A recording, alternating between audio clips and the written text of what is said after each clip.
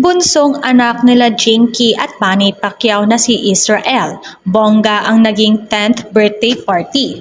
Kamakailan ay ipinasilip sa kanyang Instagram account ni Jinky Pacquiao ang mga masasayang sandali ng kanyang bunsong anak sa ika-10th birthday party ni Israel.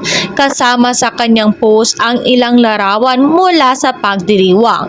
Ipinakita ng mga larawan niya ang birthday bash na may masayang Mario theme kompleto sa mga makukulay na dekorasyon. Gayon din, ipinahayag ng celebrity mom ang kanyang pagmamahal at taus-pusong pagbati para sa Israel sa kanyang caption, "Happy 10th birthday Israel, my love. We love you so much." Ang post ay mabilis na nakakuha ng atensyon ng mga followers ni Jinky at umani ng libu-libong likes. Nagdulot din ito ng maraming komento na puno ng pagbati sa karawan para kay Israel.